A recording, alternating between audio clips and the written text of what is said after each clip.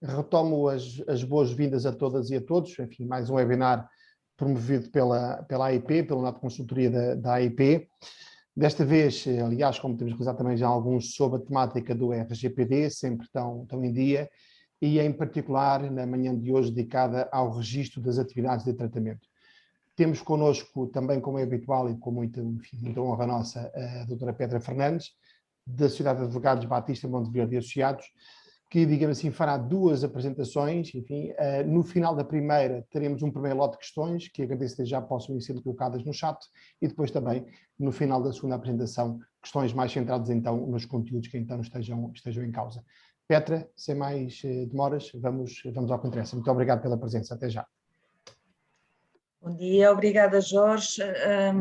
Antes de mais, os meus cumprimentos a todos. Vejo algumas caras repetidas, vejo algumas caras conhecidas. Eu queria, antes de mais, agradecer à AIP. Como alguns de vós já sabem, nós na BMA temos aqui uma parceria com a AIP em matéria de RGPD, prestando assessoria aos associados no âmbito da implementação do RGPD. O RGPD já está em vigor há algum tempo, já está a produzir efeitos há cerca de 2 anos, um pouco mais, e a verdade é que em Portugal, de vez em quando, vamos vendo algumas preocupações sobre esta matéria, mas a verdade é que estão todas as empresas expostas ao RGPD há bastante tempo.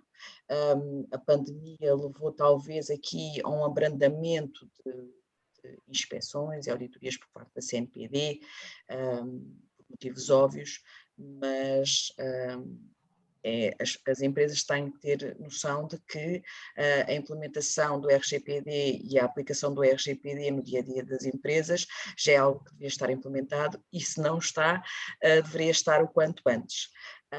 Hoje vamos dedicar a nossa apresentação à matéria do registro. Muitas pessoas ouvem falar do livro de registros, o que é isso?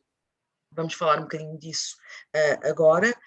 Como o Jorge disse, e bem, nós vamos dividir a apresentação em 2 momentos, porque, como poderão ver até da própria apresentação, nós costumamos fazer estas apresentações a 2 pessoas, eu e a Margarida Vaz, da Batista Associados. Hoje, infelizmente, por motivos que têm a ver com diligências judiciais que fazem parte da vida de um advogado, a Margarida viu-se impedida de participar, mas vou eu então fazer a parte dela, e para não vos maçar muito, o que é que eu iria sugerir na sequência daquilo que o Jorge Gaspar nos referiu, foi que, quando fizemos aqui uma pequena interrupção, antes de entrarmos exatamente no conteúdo do livro de registros, parámos um bocadinho para tirarem as dúvidas que tiverem sobre esta matéria introdutória e depois passamos então à parte do livro dos registros, está bem? Portanto, vamos começar então pela parte introdutória. Vamos seguir aqui estes 4 pontos. O primeiro deles, como é óbvio, é o registro de atividades como reflexo da obrigação legal de cumprimento do RGPD. E porquê? Porque o livro de registros, na verdade, é o passo final da implementação do RGPD.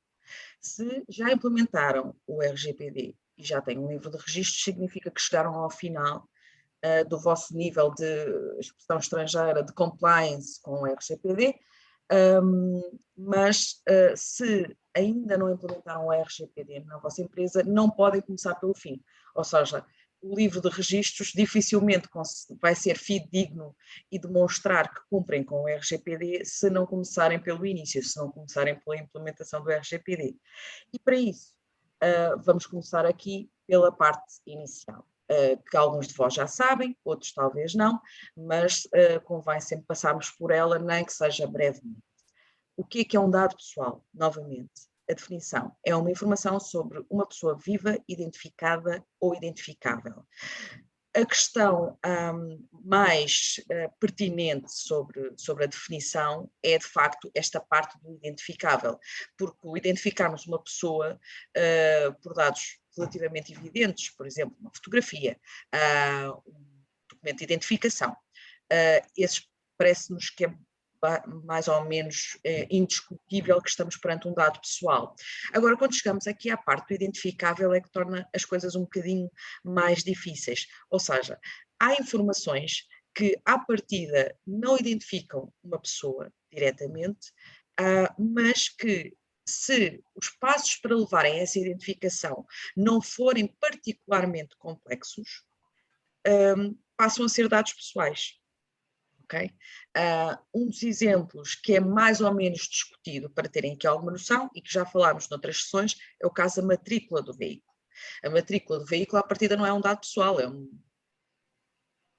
informação sobre um veículo e, portanto, à partida podíamos dizer que não é um dado pessoal, mas há doutrina, há autores que entendem que será um dado pessoal na medida em que os passos para identificar o proprietário desse veículo não são tão complexos. Basta com uma matrícula ir aos registros para identificar quem é o proprietário e rapidamente conseguimos essa informação. Portanto, como podem ver, há matérias que são discutidas ainda hoje e vão continuar a ser sobre o que é um dado pessoal, mas temos por certo aqueles que são os claros, os que são mais duvidosos temos que os trabalhar caso a caso, por isso é que muitas vezes nós tentamos explicar às empresas com que trabalhamos, até no âmbito desta parceria com a ANP, que não há uma solução one size fits all, portanto não há uma solução para todos. Tem que ser uma solução caso a caso, porque temos que ver de facto quais são os dados que são tratados por cada uma das empresas. Okay? Os casos, por exemplo, que são também fáceis de identificar, que não são. São os casos em que não é possível de todo identificar a pessoa. No caso, por exemplo, que temos aqui da anonimização. Se uma anonimização for irreversível, ou seja, não é possível, através de algoritmos, alterar e identificar a pessoa que deu origem àquele número, então não temos um dado pessoal. E é por isso que muitas empresas, por exemplo, vocês veem nos vossos acordos de subcontratação referências à pseudonimização e à anonimização. A pseudonimização não significa que não seja um dado pessoal. Okay?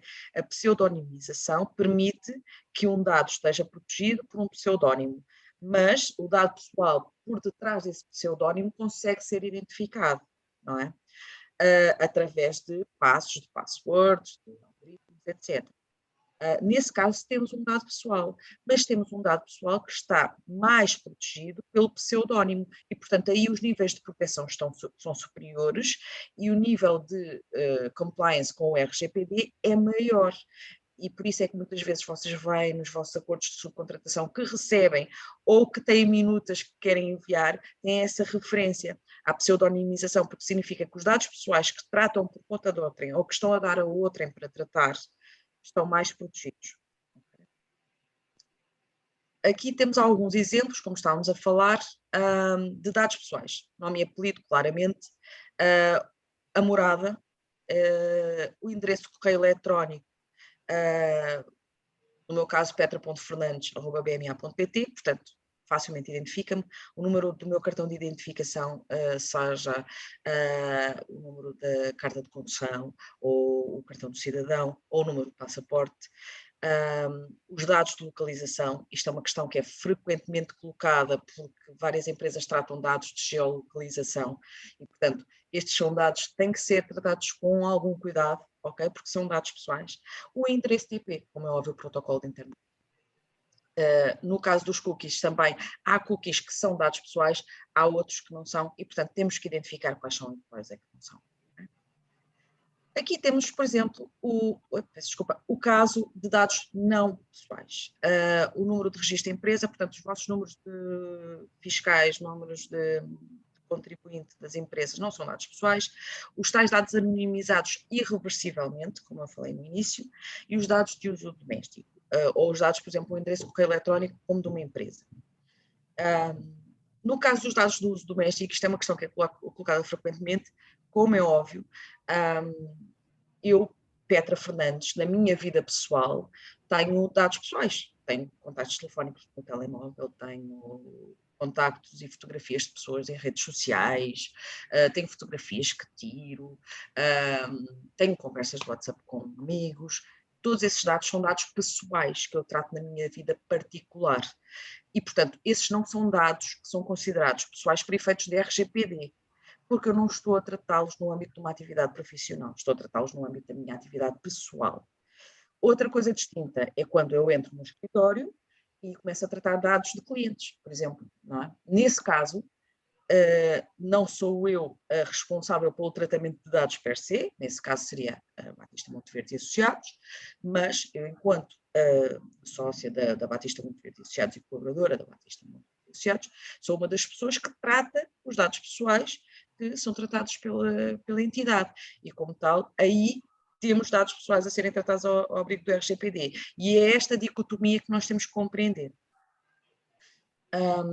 O que é que são o tratamento de dados pessoais? Há muitas pessoas que nos referem, eu tento dar sempre exemplos para facilitar também aqui um bocadinho a vossa percepção, que dizem, sim, eu só tenho aqui, eu recolho os dados, eu recebo os dados, porque as pessoas mandam-me os dados, por exemplo, para efeitos de candidaturas espontâneas, mas eu recebo isso, está ali guardado numa pasta, mas eu não faço nada com isso.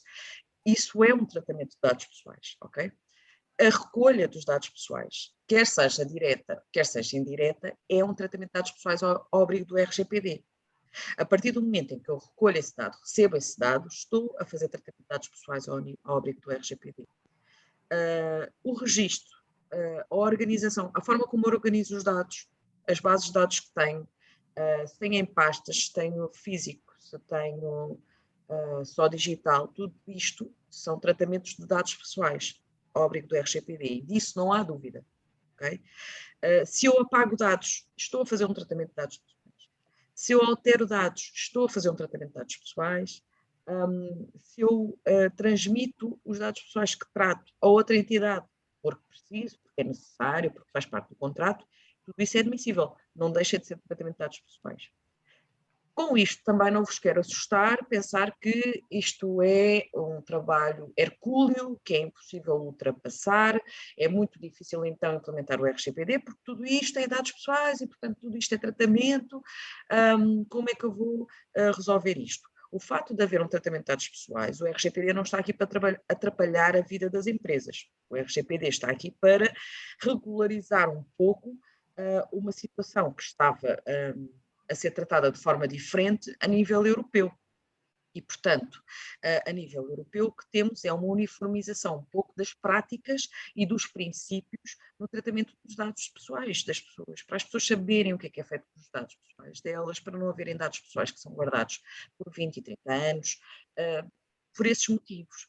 Agora, a partir do momento em que nós sabemos o que é que fazemos, olha, eu recebo dados de potenciais candidatos recrutamento, tenho dados dos meus trabalhadores, dados dos clientes, dados de fornecedores, dados pessoais. O que é que eu faço com eles? Guardo-os aqui e ali, nestas e nestas pastas, acessos reservados, etc.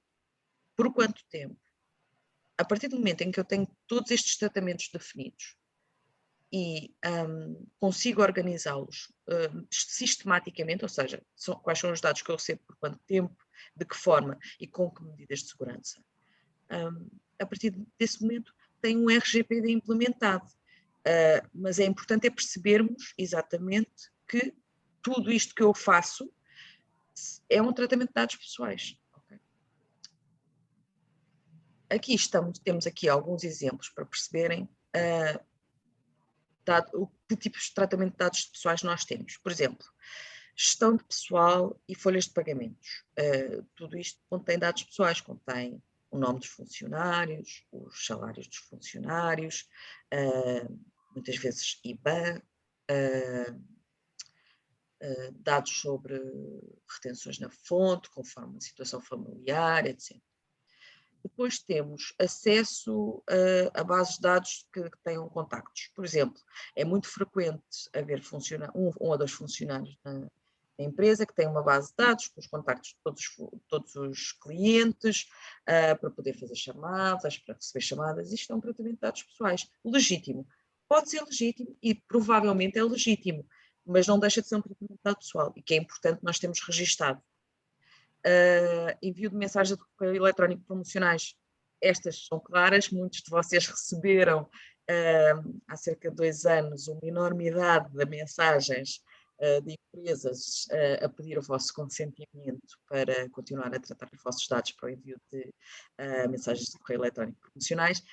O motivo era exatamente este, porque havia tratamento de dados pessoais e havia a questão que se colocava e que se discute sobre o consentimento do tratamento desses dados pessoais em particular. Depois, temos a destruição de documentos que contenham dados pessoais, ou seja, a própria destruição, nós definimos, por exemplo, que guardamos estes dados pessoais por 1 ano. Ou, terminando o período de recrutamento, eu tenho um processo de recrutamento, terminado esse processo de recrutamento, eu vou eliminar todos os dados pessoais dos potenciais candidatos. A forma como eu vou destruir essa informação tem que estar registada. Okay? Se eu vou apagar no servidor, se vierem por papel, se vou pôr numa destruidora de papel, etc. Colocação de uma foto de uma pessoa num sítio web, naturalmente, este é um tratamento de dado pessoal. Se eu vou pôr uma fotografia de um colaborador para fazer uma promoção à empresa, no site, é o tratamento de um dado pessoal. Como é que eu vou tratar esse dado? Qual é a legitimidade que eu tenho para tratar esse dado?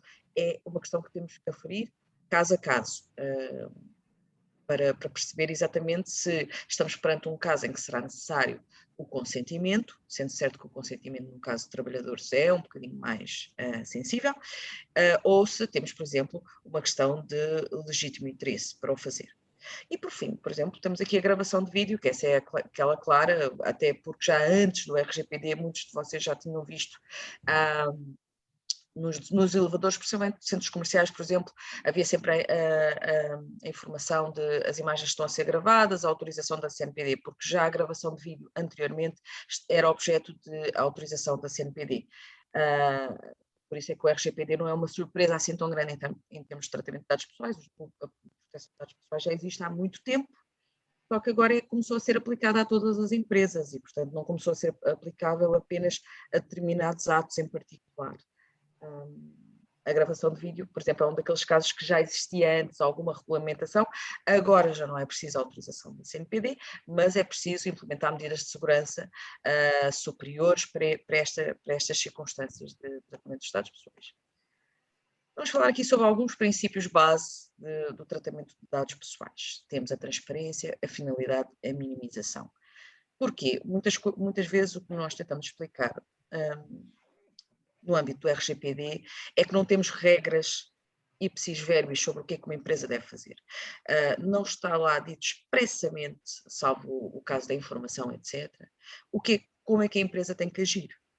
Mas tem os princípios basilares que a empresa deve seguir na sua atividade no que diz respeito ao tratamento de dados pessoais.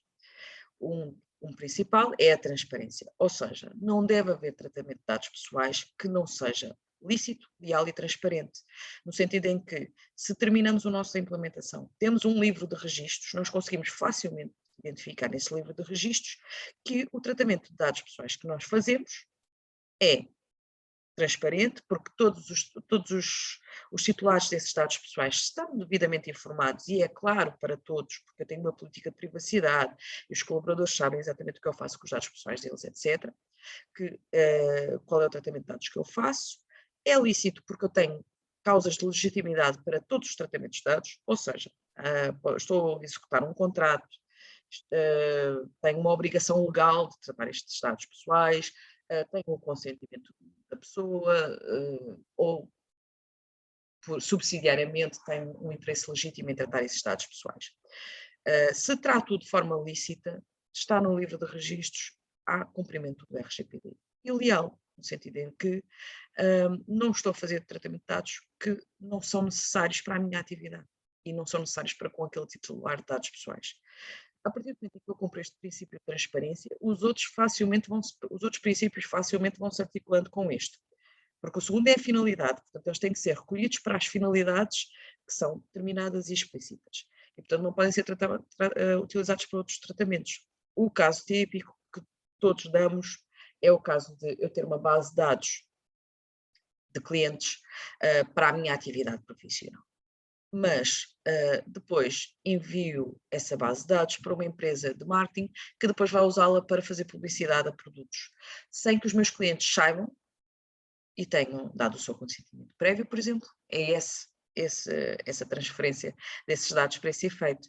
E, portanto, se eu não tenho uma finalidade clara para o tratamento de dados pessoais e que esteja de acordo com o RGPD, eu não os posso tratar. É tão simples quanto isso. Depois também temos a minimização, que é frequentemente uma causa de análise e de conversas e discussões, no sentido bom do termo, com as entidades, sobre até que ponto nós temos que ir em termos de minimização. Nós temos que recolher os dados estritamente necessários para aquilo que vamos fazer. Se eu trato dados pessoais de um colaborador, eu tenho que tratar o mínimo de dados pessoais possível. Mas, naturalmente, quando estamos a falar do mínimo de dados pessoais possível, eu tenho que ter, por exemplo, os dados da conta bancária, porque eu tenho que fazer o pagamento do processamento de salários desse trabalhador. Está em cumprimento com o princípio da minimização? Claro que sim, não há dúvidas disso. Eu preciso ter os dados de segurança social, eu preciso de ter o número de identificação, eu preciso ter os dados fiscais. Portanto, eu vou precisar ter informação, por exemplo, da empresa de segurança e higiene do trabalho, se aquele trabalhador está apto ou não está apto, mas eu só preciso ter a informação sobre se ele está apto. Não preciso ter mais informação. E, portanto, quando as empresas estão a tratar dados pessoais, muitas vezes porque querem ajudar, querem ser mais proativas, o princípio da minimização entra aqui um bocadinho em conflito, porque são pedidos mais dados do que aqueles que são realmente necessários. Mas temos que ver se naquele caso é mesmo necessário ou não, e se não é necessário, não o devemos tratar, porque estamos apenas a recolher mais dados do que aqueles que nós devemos tratar, colocando em risco o nosso cumprimento do RGPD. Portanto, o objetivo também é um bocadinho facilitar a vida da empresa. Se é só preciso isto, só vamos tratar isto, porque quanto mais dados temos, mais o nosso livro de registros vai aumentar, ok? Depois temos estes princípios também, que é o caso da precisão, conservação, integralidade e confidencialidade e responsabilidade. A precisão é claramente a exatidão dos dados pessoais, tratamos. Eu tenho um dado pessoal, esse dado pessoal deve ser exato, deve estar correto e deve estar atualizado. Não convém ter, ou seja, eu tenho, tentar dar aqui exemplos sem entrar em casos concretos. Por exemplo, cópias de documentos de identificação. Já é questionável a cópia do documento de identificação, mas imaginemos ultrapassarmos essa questão. A empresa precisa, porque precisa ter cópias de documentos de identificação de alguém. Não precisa ter as cópias dos documentos de identificação ao longo do tempo, conforme eles vão caducando. À partida, quase certeza que isso não vai acontecer. E, portanto, por mais que muitas vezes a empresa nem sabe, são colaboradores dentro da empresa que guardam estes dados, esta multiplicidade de dados desatualizados e inexatos, incorretos, porque pensam que estão a guardar porque pode ser necessário no futuro. Mas na verdade estão a complicar a vida à empresa, porque a empresa não sabe que afinal está a tratar muito mais dados do que aqueles que devia estar a tratar e está na verdade em cumprimento do RGPD. Portanto, é esse trabalho que tem que ser feito quando se faz a implementação do RGPD também, até de sensibilização dos colaboradores.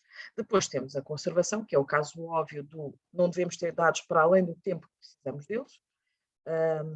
Isto é um assunto que é muito sensível, não só para as outras autoridades de controle europeias, como para a CNPD.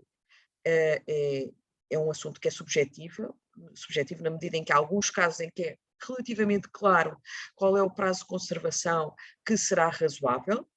O RGPD não dá prazos de conservação, ok? Portanto, eles têm que ser definidos conforme o tratamento de dados.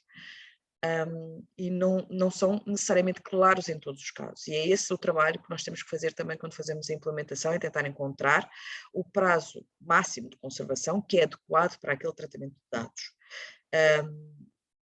Por exemplo, há dados contabilísticos, há empresas que guardam dados contabilísticos por 30 anos.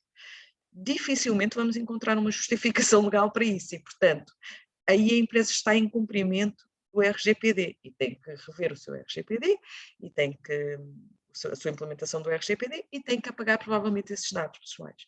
Até porque, lá está, só estão a ocupar espaço, só estão, e não são necessários, porque não são necessários para a prova de nada, são só apenas excesso de zelo que torna-se um incumprimento do RGPD. Okay? Depois temos a integralidade e confidencialidade, parece que este explica-se por si só. Os dados têm que ser guardados com segurança.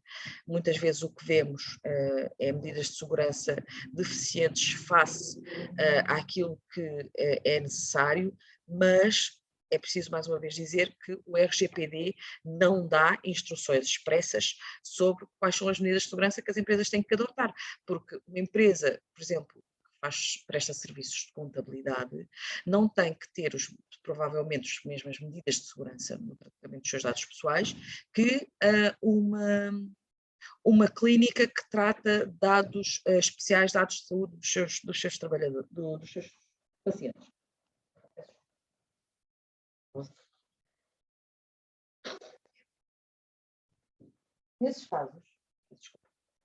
Nesses casos, as medidas de segurança têm que ser diferentes, porque os dados pessoais que estão a ser tratados são completamente diferentes. A clínica trata dados especiais, e em alguns casos, dados com particular sensibilidade, e, portanto, nesses casos, as medidas de segurança têm que ser superiores. Percebem? Por isso é que nós temos que ajustar caso a caso as medidas de segurança. Por fim, é a responsabilidade. É aquilo que se denominou em inglês accountability. Deixámos de ter um sistema em Portugal, que era o sistema em que a CNPD dava autorização para o tratamento de dados pessoais específicos, ou que era necessário fazer uma notificação à CNPD do tratamento de dados que eu ia realizar. Deixou de haver isso. O que é que há agora? Cada empresa é a sua própria responsável pelo cumprimento do RGPD. Não é a CNPD que vai dizer à empresa o que ela tem que fazer. A CNPD vai ver se a empresa está em cumprimento do RGPD. E por isso mudámos aqui o escopo da responsabilidade a nível do tratamento de dados pessoais, porque a CNPD depois não vai ver se está a fazer bem ou mal, faça assim. Não. A CNPD, embora tenha essa tarefa também um pouco de sensibilização e educação das entidades, a verdade é que a CNPD vai ver, em última análise, se o RGPD está a ser cumprido ou não. Cabe a cada empresa demonstrar de forma clara e evidente à CNPD que está a cumprir o RGPD. E por isso é que o livro de registros tem aqui quase uma autonomia nos nossos webinars, porque o livro de registros acaba por assumir uma importância muito grande na demonstração do cumprimento do RGPD, porque a empresa assim, a CNPD pergunta quais são os dados pessoais que vocês estão a tratar e porquê e de que forma. E vocês apresentam o livro de registros que tem todos os dados pessoais que tratam, de que forma, por quanto tempo, quais são as medidas de segurança relativas a cada um deles, percebe? Aquilo que estava a dizer, os princípios da accountability, os responsáveis pelo tratamento de dados devem ser responsáveis pela implementação do RGPD. Questão importante aqui também.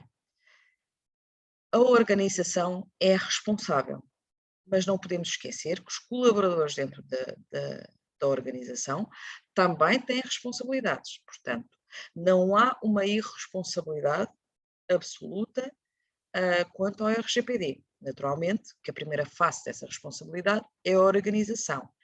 Mas o Parlamento publicou uma lei de execução do RGPD, ou seja, a clarificar alguns pontos que ficaram em aberto no RGPD, mas não todos, e este ponto ficou bastante claro, até a nível de responsabilidade criminal, ok? Portanto, é importante também nesse sentido, e muitas vezes o passo de sensibilização dos colaboradores é essencial para as empresas, porque é importante que as empresas também percebam que, se não sensibilizarem os seus colaboradores, dificilmente vão ter cumprimento do RGPD. E é importante que os colaboradores também estejam perfeitamente conscientes daquilo que têm que fazer para que a empresa cumpra o RGPD, porque senão a empresa também não pode demonstrar que é uma verdadeira responsável pelo tratamento de dados, porque tem um livro de registros, mas depois não sabe o que é que os trabalhadores fazem, não sabe se os colaboradores estão de facto a cumprir ou não, não faz ações de sensibilização regulares.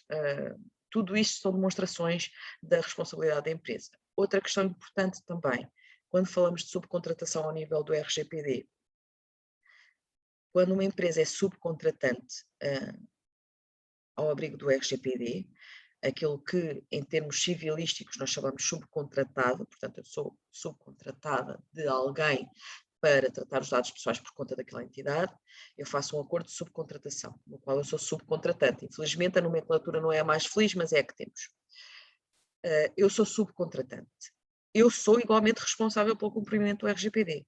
Okay? Não pensem que, por tratarem dados por conta de terceiros, que deixam de estar responsáveis pelo cumprimento do RGPD. São responsáveis pelo cumprimento do RGPD e é bem possível que, no âmbito desse acordo de subcontratação, estejam previstas regras que o responsável pelo tratamento de dados exige para assegurar que os dados estão a ser tratados de acordo com o RGPD. Porque se houver uma violação de dados pessoais,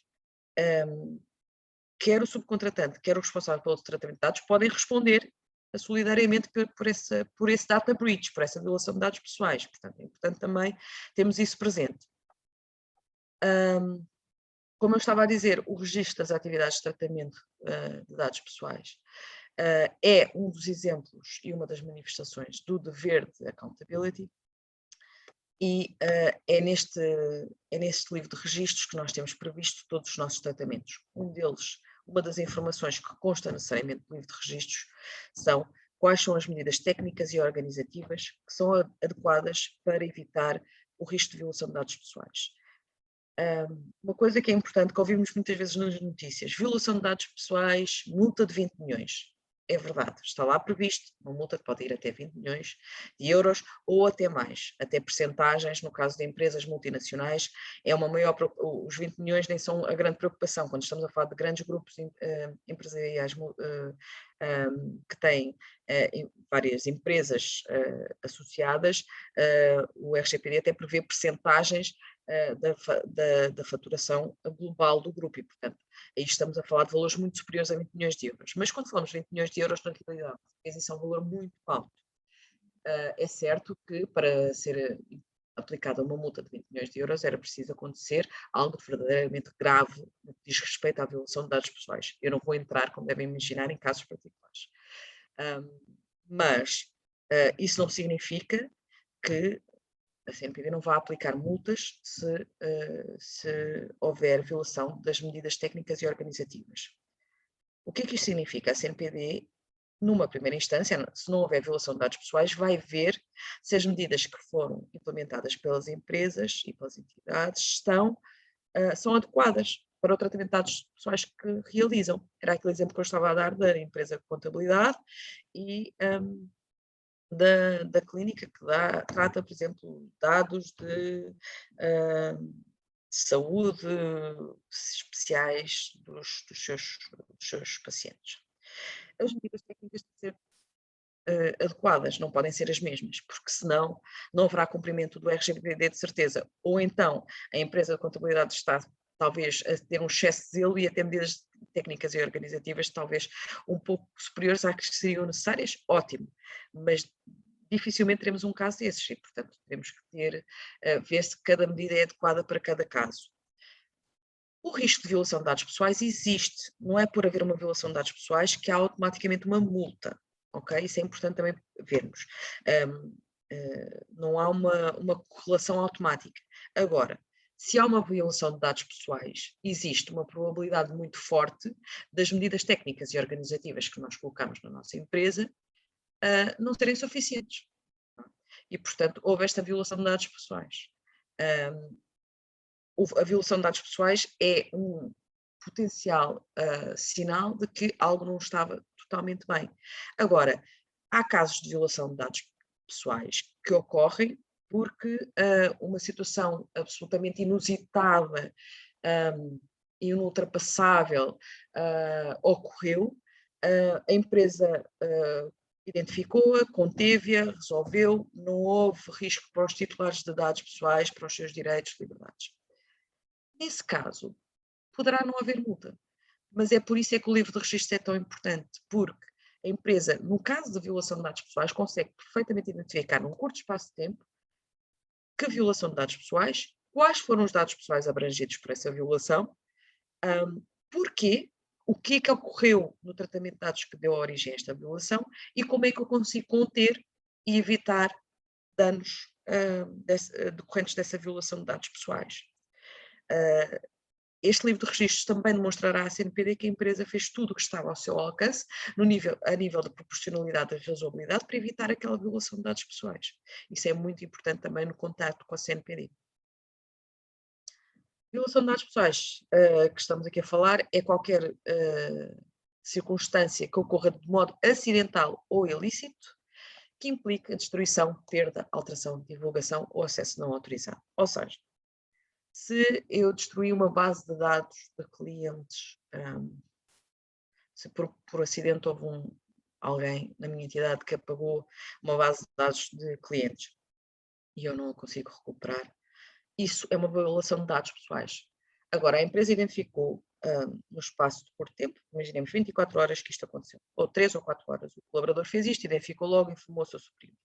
Está identificado. Vamos então ver que dados pessoais. Eram dados de contacto dos clientes. Muito bem, então temos estes dados de contacto. Esses dados de contacto foram destruídos de forma definitiva ou não definitiva? Não foram destruídos de forma definitiva, conseguimos recuperá-los de forma exata e atualizada, muito bem. Estes passos têm que ser feitos pela empresa, mas não deixa de ser uma violação de dados. Agora, se chegarmos ao fim e virmos que não há risco para os direitos e liberdades dos titulares de dados pessoais, poderá não ser sequer necessário notificar a CNPD, mas estes passos têm que ser cumpridos, porque imaginemos que a CNPD, no âmbito de uma auditoria, ou porque é informada, verifica que houve esta violação de dados pessoais. A empresa tem que demonstrar que cumpriu com todos os passos que eram necessários, ou seja, num curto espaço de tempo, idealmente até 72 horas, tem a ver com a notificação à CNPD, identifiquei tudo isto e concluí que não era necessário porque consegui recuperar, não houve problema, voltámos atrás, está identificada a violação de dados, está identificado o que é que aconteceu e a empresa, depois disso, reviu todas as suas medidas de segurança para evitar que isto voltasse a acontecer. Estão a ver porque é que é importante o livro de registro, porque permite à própria empresa e a qualquer entidade externa verificar, olha, houve este incidente, foi acidental, está resolvido, no espaço de X tempo. Ótimo. Outros casos, naturalmente, que já são mais complicados, são as divulgações para fora, o acesso por terceiros não autorizado. Aí, nesses casos, temos que voltar a fazer este exercício para chegar ao final e ver se há riscos, e se o risco for elevado para os direitos e liberdades dos titulares de dados pessoais, nós vamos ter que os contactar pessoalmente e informá-los de que essa violação ocorreu. Alguns de vocês provavelmente receberam, há algum tempo atrás, e-mails de algumas empresas multinacionais a informar-vos que houve um acesso a dados pessoais e que o vosso dado pessoal estava lá incluso. Há bem pouco tempo aconteceu isso, eu vi um e-mail desses. Muitas vezes a própria empresa explica logo, houve esse acesso, mas não houve um acesso, por exemplo, ao seu cartão de crédito, esse acesso terceiro não foi ao seu cartão de crédito, não há razões para preocupação, mas queremos deixar a visão. Isso tem a ver com esta informação, ou seja, temos que ver, houve a violação de dados e a empresa seguiu estes passos. Para ver como é que estamos de tempo, temos que avançar rapidamente. A metodologia na implementação do RGPD, que geralmente nós seguimos na nossa parceria também com a IP, tem a ver com esta implementação e estas fases da implementação do RGPD. Como? Temos um diagnóstico, ou seja, fazemos uma sessão de esclarecimentos, enviamos algumas checklists, analisamos os dados pessoais que são tratados. Posteriormente, fazemos um relatório em que identificamos os riscos, aquilo que deve ser melhorado, aquilo que já está bem, e propomos um plano de ação para ultrapassar os riscos, melhorar a segurança, melhorar os tratamentos de dados e melhorar o cumprimento do RGPD. Depois, seguimos à fase da implementação, em que essas medidas são postas em prática, nomeadamente através de elaboração de políticas internas de privacidade, ações de sensibilização, elaboração da própria política de privacidade e o registro, o tal livro de registro de atividade de tratamento de dados. Fazemos o relatório final e, por fim, há idealmente uma manutenção do cumprimento do RGPD. O RGPD não termina com o livro de registro, o RGPD é um instrumento vivo. As empresas estão constantemente a alterar o tratamento de dados que realizam, deixam de fazer uns, passam a fazer outros. Tudo isto é um documento, digamos assim, o documento do livro de registro é um documento que está frequentemente a ser alterado, atualizado, modificado, e aí, nesses casos, tem que se fazer uma manutenção do RGPD. Assim sendo, terminamos aqui esta fase introdutória, antes de eu vos mostrar alguns exemplos de livro de registro, o que é que devem conter. Interrompi aqui a partilha, porque se calhar, não sei se tem algumas dúvidas que queiram colocar, ou se podemos passar já para a parte do livro de registros. Eu talvez tenha aqui duas questões. Uma que me chegou particularmente no sentido do chat, não é? E uma outra que eu confesso tinha preparado, enfim, um pouco para quebrar o gelo e também para a Petra poder beber água enquanto troca aí os PowerPoint, que são as seguintes.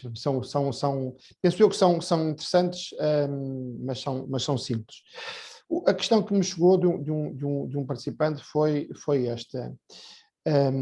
O que fazer, ao fim, ou como enquadrar a situação que é bastante frequente, aliás, do envio do e-mail para um conjunto de pessoas que não se conhecem entre si, por exemplo, a marcação de uma reunião em que todos os destinatários conhecem apenas o remetente do e-mail, mas o e-mail aberto para todos e visível para todos, colocando-se a hipótese de alguém não querer estar naquele projeto para o qual é convidado, não querer receber aquele e-mail, não querer receber aquele convite, mas independentemente dessa sua vontade negativa, digamos assim, vê desde logo um seu dado pessoal, o endereço de e-mail, exposto a um conjunto, enfim, mais vasto ou menos vasto de pessoas, relativamente ao qual não lhe foi pedida a opinião. Pois, aí... Consentimento. Exatamente. Pronto. À partida, por exemplo, há casos em que o envio desses e-mails, como o Jorge referiu bem, no caso de projetos em que todas as entidades sabem que estão envolvidas, todas as pessoas que estão envolvidas, elas sabem. E, portanto, podemos até falar em interesse legítimo, depende do caso a caso, mas eu estou aqui a pensar por alto, diria um interesse legítimo em enviar o e-mail com conhecimento para todos. Uma forma de evitar isso, e cada vez mais nós vemos isso, eu até vejo isso na minha atividade diária, é cada vez mais e-mails serem enviados em que as pessoas não vão em CC, vão em BCC. Ou seja, é uma forma de evitar essa situação. Quando temos grupos muito grandes de destinatários, em vez de enviarmos com CC, enviamos com BCC, porque assim vai para todos, mas eles não se veem, não veem os e-mails entre si, ok? No caso de acontecer, como acontece, e é normal acontecer inadvertidamente, eu enviei um e-mail com conhecimento para uma série de pessoas que não queria, porque fiz por engano, porque pus os nomes, aquela coisa automática de pôr o nome e sai o nome contrário, etc. É uma violação de dados pessoais, mas que provavelmente é de fácil resolução. É importante, é só identificá-la, lá está, e tê-la registada. Para o caso de, imaginemos, um desses destinatários enviar um e-mail a dizer o que é isto, eu não queria este dado pessoal, agora outras pessoas têm os meus dados pessoais, aí poderão responder, sim, identificámos esta violação de dados, já tratámos o assunto, já contactámos cada um dos destinatários e pedimos para apagarem esse e-mail, ou seja, para demonstrarmos exatamente aquela questão da accountability, que cumprimos com o RGPD. Muito bem, obrigado, Petra. A segunda questão, na sequência daquilo que a Petra expôs na primeira intervenção, como é que se processa, quais são os critérios base para a partilha de responsabilidade em caso de violação da RGPD entre a organização e os seus colaboradores? A responsabilidade principal é da organização, ok? O RGPD não prevê multas para os colaboradores. É preciso termos isto presente. Portanto, a empresa responde por todos os dados pessoais, a organização responde por todos os dados pessoais que são tratados no âmbito da atividade dessa empresa. E, portanto, responde por toda a atividade dos seus colaboradores. Temos, entretanto, uma lei que saiu da execução do RGPD que prevê que em casos de ilicitude, ou seja, quando a violação de dados pessoais ou quando o incumprimento do RGPD advém de um comportamento deliberado, ao caso do dolo eventual, que é uma negligência muito grosseira do colaborador, no caso de haver essa atividade ilícita, imaginemos um colaborador, um caso que é aquele caso típico, é o colaborador que sai da empresa e leva uma base de dados com ele. Consegue retirar uma base de dados e leva-a para ter uma vantagem. Depois, de repente, as pessoas que pertencem a essa base de dados começam a receber contactos de outra empresa para a qual não deram dados. Existe uma violação de dados. A empresa a organização é responsável por essa violação de dados pessoais, pelo incumprimento do RGPD, porque devia ter posto em prática medidas para evitar que uma situação dessas fosse possível, que um colaborador conseguisse fazer o download de uma base de dados. Mas esse colaborador pode ser responsável criminalmente por esse ato, ok? Ou seja, não se afastam as responsabilidades, elas são solidárias na prática, mas no caso do colaborador tem que haver essa situação, tem que haver esse comportamento. Agora, a empresa é sempre a face, a organização é sempre a face do cumprimento do RGPD e isso é inultrapassável.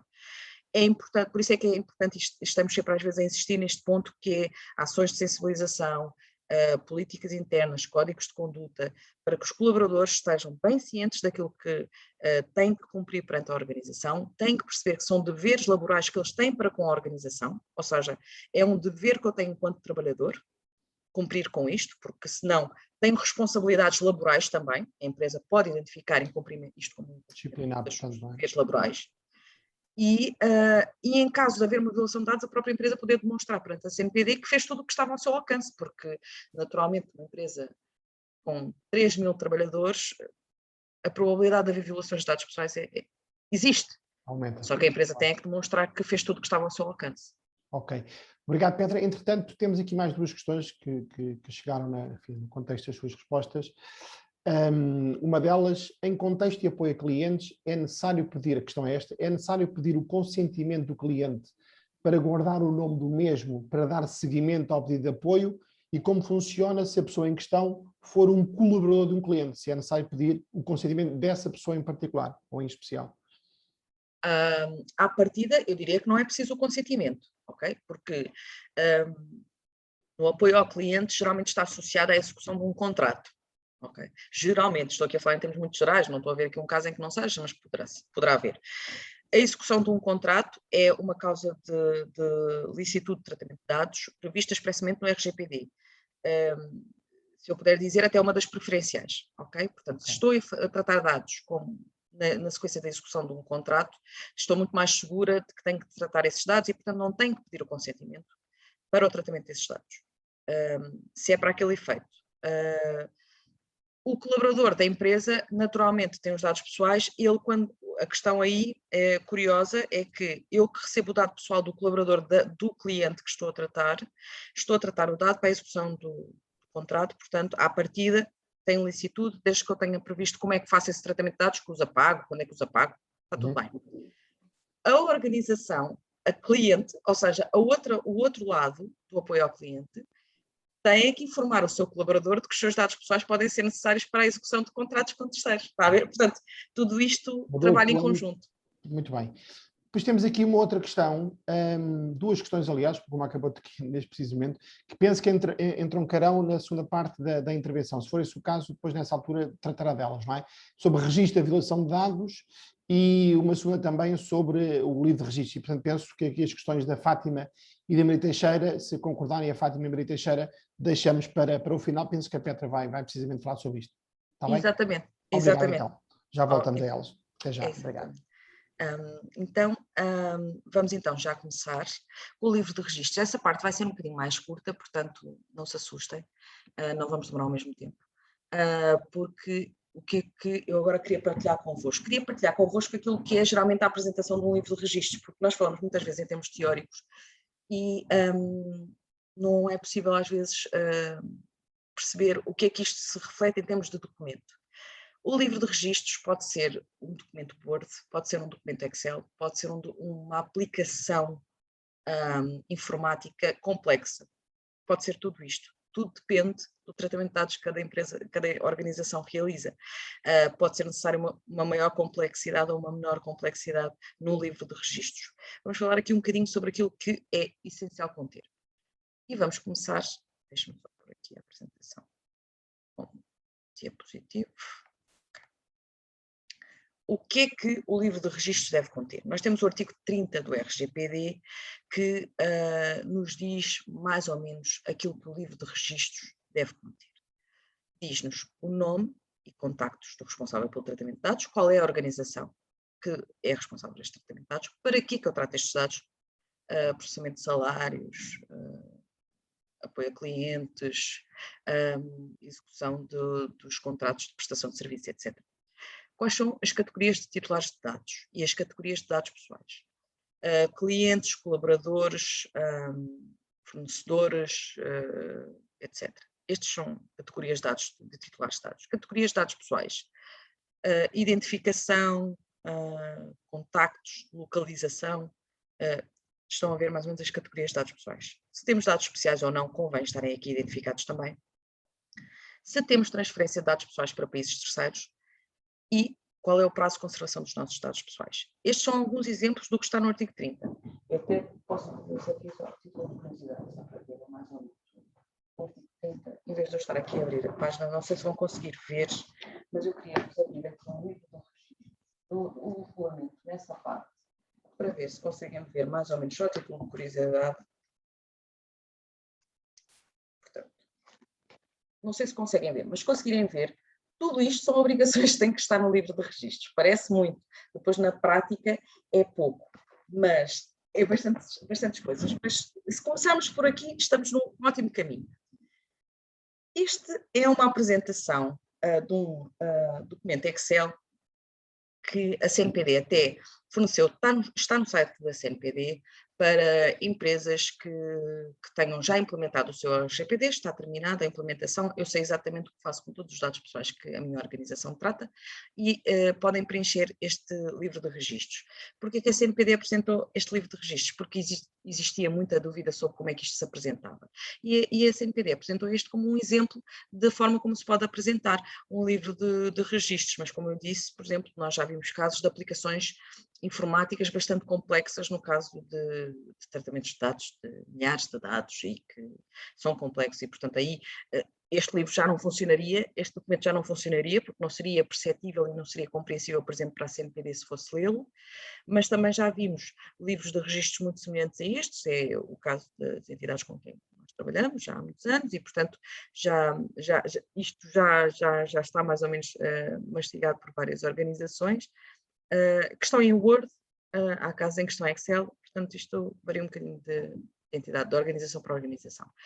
Primeira página, o que é que temos de ter? Temos de ter qual é a versão, qual é a data em que eu estou a guardar este documento do livro de registros, qual é a versão, quem é que pôs as alterações e quais foram as folhas alteradas. O que é que isto significa? Era aquilo que eu estava a dizer, é um organismo vivo. O livro de registros não vai ficar se o livro de registro só tiver a primeira linha preenchida, a CNPD vai achar estranho, porque não é normal que uma organização não vá tendo atividade de tratamento de dados pessoais, novos tratamentos, menos tratamentos, registros de destruição de dados pessoais por algum motivo, registros de violações de dados, etc. Portanto, tudo isto foram objeto de alterações e esta página inicial convém estar preenchida cada vez que há uma alteração ao livro de registros. Depois, aquilo que eu estava a referir relativamente ao artigo 30, os dados do responsável pelo tratamento de dados pessoais e o dado do encarregado de proteção de dados, se existir. Não é, isto é uma discussão que temos com várias organizações, não é necessário haver encarregado de proteção de dados para todas as organizações, ok? O encarregado de proteção de dados existe se for necessário. Em alguns casos é obrigatório, é o caso na administração pública.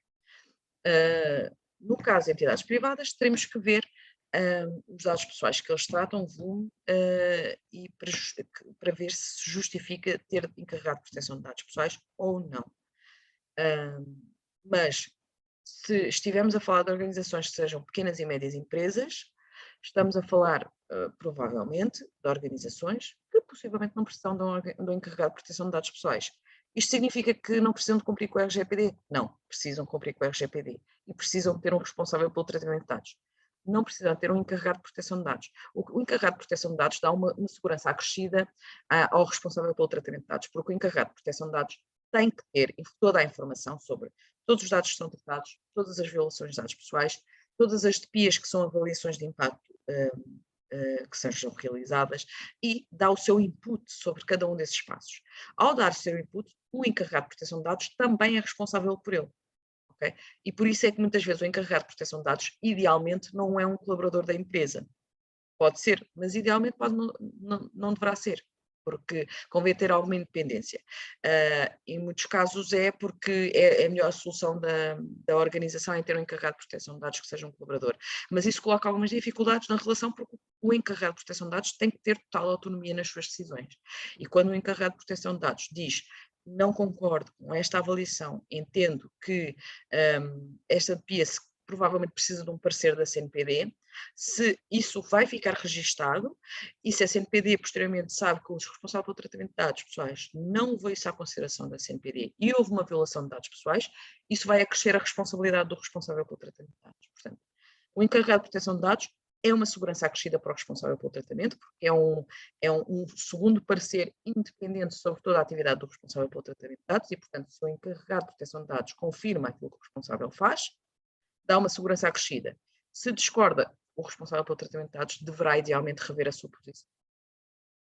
Segunda página de um livro de registro. Eu tive que explicar isto um bocadinho para poderem perceber, porque não é tão fácil num PowerPoint.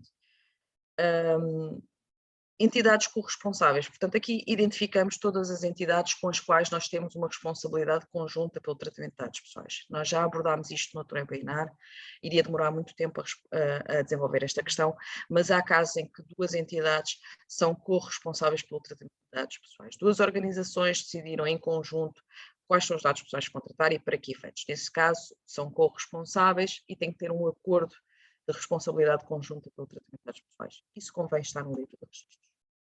Depois temos aqui os tratamentos de dados. Ok, então vamos aos tratamentos de dados. Primeiro tratamento, finalidades, gestão de processamento de salários. Estão a ver aqui os exemplos? Categorias dos dados que eu trato. Dados de identificação. Trato o nome, fotografia, número de identificação civil. Por quanto tempo?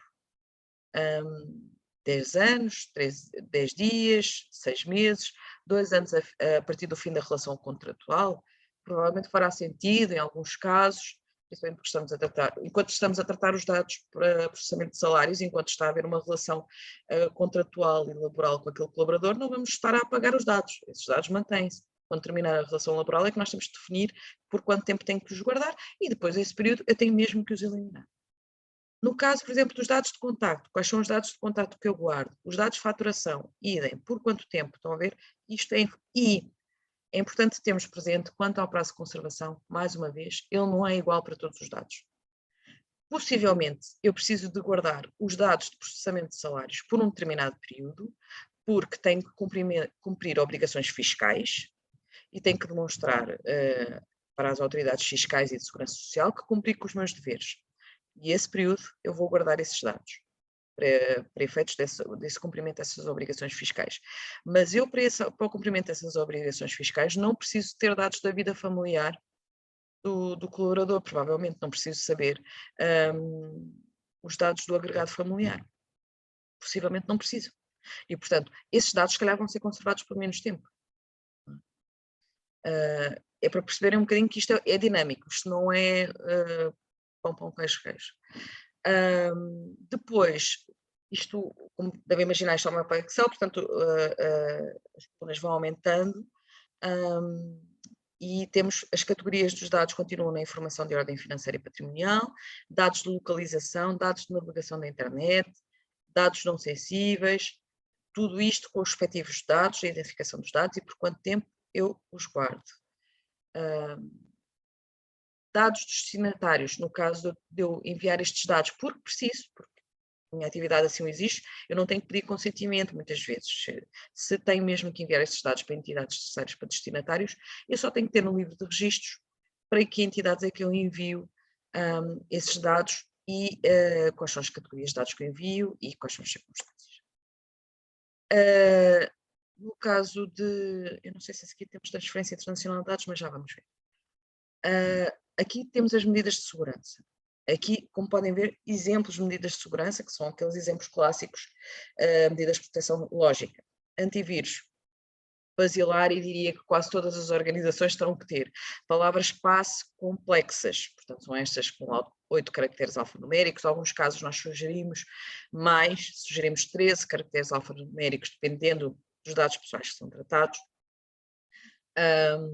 Implementação regular de atualizações de segurança, por exemplo, aqui não está escrito, mas as palavras-passe, por exemplo, deverão ser mudadas com frequência. exemplo típico numa ação de sensibilização a colaboradores, não ter a palavra passe num post-it colado no ecrã, infelizmente é uma coisa que ainda vemos. Não, isso não pode ter, tem que haver um código de conduta que o colaborador não partilha a palavra passe com mais ninguém e, portanto, não pode tê-la ali. Testes frequentes para verificar se as medidas de proteção lógica estão a funcionar. Depois, físicas, acesso às instalações. Eu tenho uma instalação que está aberta para a rua, tem uma porta para a rua. Ok, isso não significa que estou em cumprimento do RGPD automaticamente, mas eu tenho provavelmente que ter alguém à recepção, a passagem para o resto das instalações, para os gabinetes, tem que ter ali algum nível de segurança, tenho que controlar as entradas e saídas. Se, por exemplo, estiver a falar de dados biométricos, o servidor onde eu guardo os dados biométricos, se calhar a entrada nessa sala tem que ser feita com um código, ou tem que ser feita com uma chave específica, que só algumas pessoas é que têm. Percebem? Aí temos que ver o controle de acessos. Registro de logs. O registro de logs é muito importante. Quando possível, é sempre recomendável, porque a empresa consegue demonstrar perante terceiros que consegue identificar de forma clara quem é que acedeu aos dados, quando é que os acedeu, quando é que os alterou, quando é que os apagou, consigo identificar claramente qual foi o utilizador que fez isto e quando. Isso é muito importante porque mostra a empresa consegue demonstrar, a organização consegue demonstrar que está de facto em total controlo de todo o tratamento de dados que realiza. Depois a encriptação de dados, quando possível, é o ideal. Se tiver um site acessível online, idealmente ter um site seguro, com HTTPS, principalmente se fizer compra e venda de produtos através do site essencial e imprescindível, diria eu. Pseudonimização dos dados, muitas vezes, se possível, existir. Um exemplo que pode ser dado no caso de dados especiais, tentar utilizar sempre que possível a pseudonimização dos dados, para que não seja possível identificar imediatamente, quando eu acedo aos dados, a quem é que pertencem aqueles dados especiais. E depois, pronto, as medidas de segurança de backups. Idealmente, por exemplo, este plano de disaster recovery com centro alternativo significa basicamente, em termos leigos, que também sou, eu vou percebendo já alguma coisa da parte técnica, mas muito pouco. Pronto, já vamos usando estas terminologias. Isto significa o quê? Significa basicamente que temos um plano para o caso de haver um incêndio, uma inundação, um terremoto, que os meus dados estão guardados aqui num servidor, mas também estão guardados, há backups guardados noutro centro, longe, que não seria afetado por este desastre que ocorreu aqui nas minhas instalações da minha organização. Portanto, tudo isso, sendo possível, ótimo, temos é que ver caso a caso. Em termos gerais, terminamos aqui a parte do livro de registros, do exemplo de como é que ele se apresenta. É importante, quando estamos aqui a falar, há pouco era aquilo que eu queria vos mostrar. No caso dos destinatários, quando temos transferência internacional de dados pessoais, quando transferimos para o estrangeiro, e muitas organizações pensam que não, mas depois acaba por se identificar muitas vezes que acabam por fazer transferência de dados pessoais para o estrangeiro. É muito importante identificar os países, se esses países têm decisões de adequação. O que é uma decisão de adequação? Basicamente é a Comissão Europeia dizer que esse país terceiro tem as mesmas condições ou implementou regras e leis e normas que permitem as mesmas condições de proteção dos dados pessoais que o RGPD. Por exemplo, posso-vos dar um exemplo. O Reino Unido, tivemos o Brexit, ele saiu da União Europeia. Uma das questões que se colocava era exatamente o RGPD. Como vamos fazer com o RGPD? As empresas, as organizações do Reino Unido, nós temos contacto com força das organizações também que estamos no estrangeiro, com entidades noutros países, e o Reino Unido era um dos países mais preocupados com o RGPD e as suas organizações estavam a trabalhar mesmo afincadamente para a implementação do RGPD e ter tudo pronto quando o RGPD se tornou eficaz. Veio o Brexit e houve a grande questão: o que é que fazemos ao RGPD agora? Porque O RGPD permite que, se estamos a transferir dados na União Europeia, as nossas medidas de segurança são muito inferiores, porque lá está, temos o RGPD, que é este guarda-chuva de proteção, e a partir do momento em que o Reino Unido sai e sai do RGPD, isto significaria o quê? Que o Reino Unido ia ter que todas as organizações do Reino Unido que trabalhassem com organizações da União Europeia iam ter que ter medidas de segurança altíssimas, iam ter que pôr, tinham que ter medidas, ou o Reino Unido teria uma decisão de adequação, ou haveria pedidos de autorização, ou tinham que fazer acordos internacionais de transferência de dados, ou seja, tudo, a atividade económica iria complicar-se por causa disto. Por isso é que o Brexit teve muitas implicações, uma dessas foi esta, as organizações estavam verdadeiramente preocupadas porque isto ia implicar que elas se tornassem uma entidade terceira, quando na verdade não era isso de todo o que elas queriam. E o que é que aconteceu? Neste momento temos uma prorrogação do prazo para o Reino Unido, ainda não é considerado, digamos assim, uma entidade externa, uma entidade terceira, até que seja apreciada a decisão de adequação do Reino Unido, para que ele seja equiparado quase a um país ao qual é aplicável o RGPD, de forma a que não afete as relações económicas de forma tão intensa, porque iriam ter que ser realizados milhões de acordos de transferência internacional de dados ao mesmo tempo e, portanto, isso seria impraticável.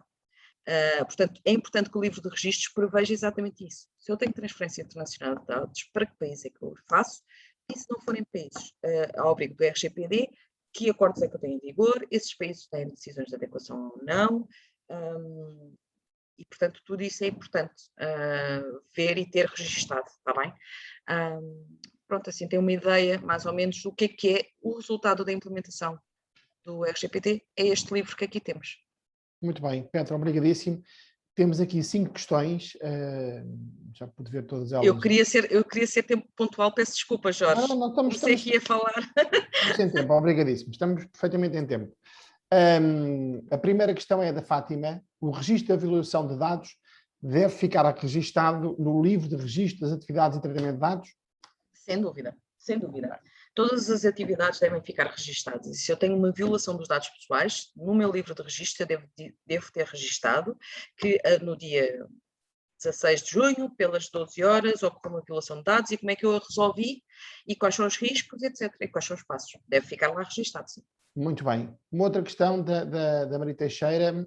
O livro de registros de que se fala é um livro oficial para este efeito?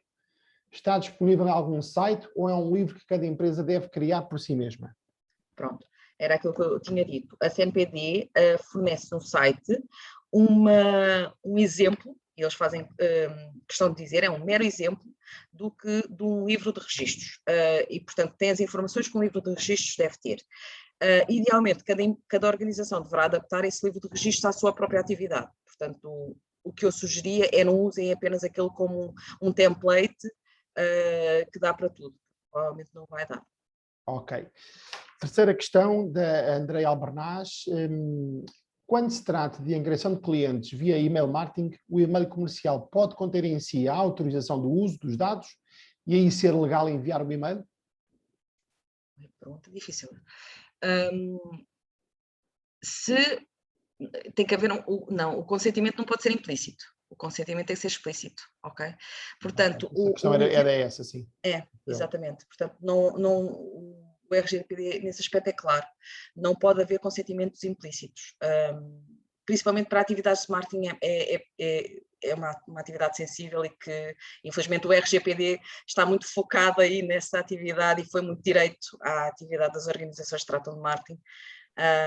Aí é preciso, nos casos em que é preciso consentimento, não se pode considerar consentimentos implícitos. Okay. Uma coisa importante, o consentimento até pode ser dado verbalmente. Não é o que eu, como profissional legal, diria que não é o ideal, mas é possível. O RGPD não impede consentimentos verbais. Ok. Não é o ideal. Nova questão do Carlos. Um bom software de gestão de RGPD de utilização maciça e corrente pode servir como alibi de que a organização fez tudo ao seu alcance, até porque é impossível o cumprimento a 100%, mas a evidência de boas ações preventivas elimina o risco de multas. Há softwares agora à venda para o RGPD. diz-nos a experiência que esse software não funciona sem uma implementação do RGPD.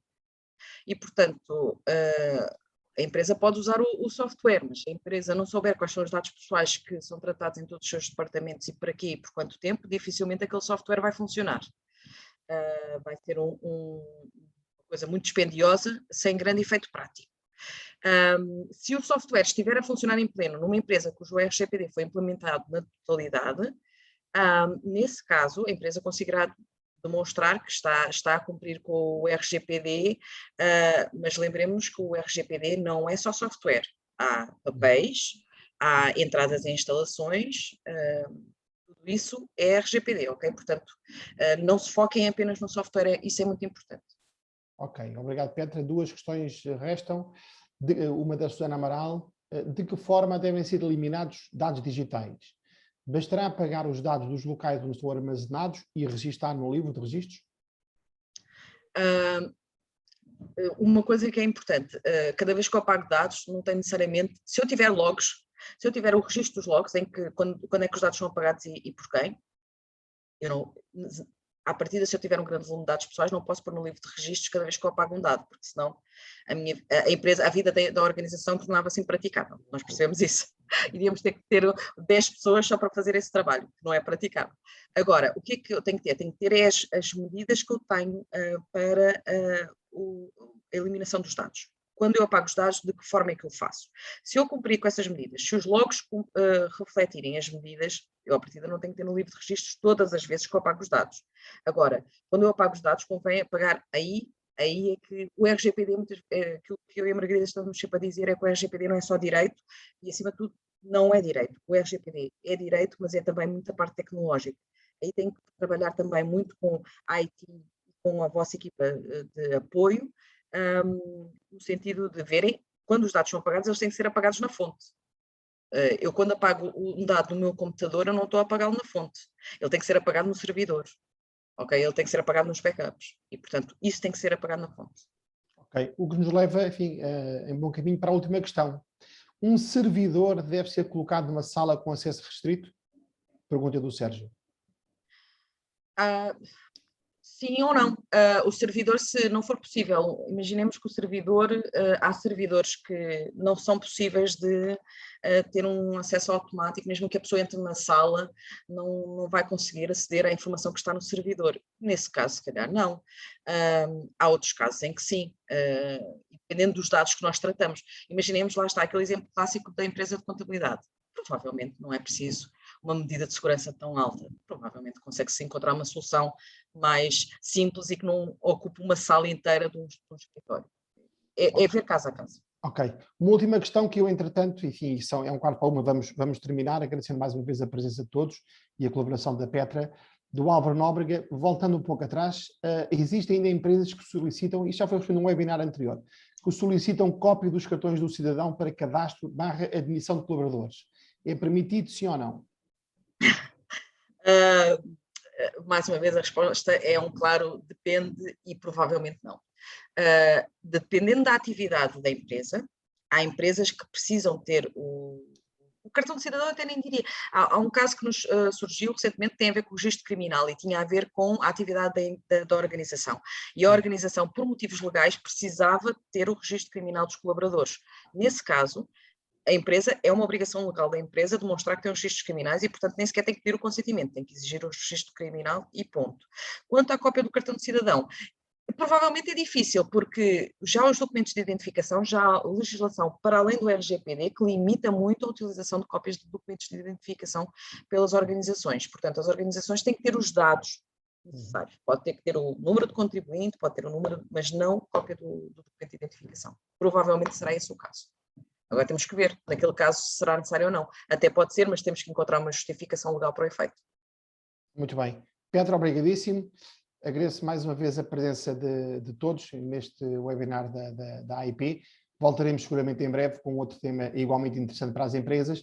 Entretanto, devo dizer que este vídeo vai ficar disponível no canal YouTube da AIP, portanto, se o quiserem revisitar, disponham. Muito obrigado. Disponham de nós também. Muito obrigado, Petra. Muito obrigada a todos. Obrigado, até breve. Obrigada.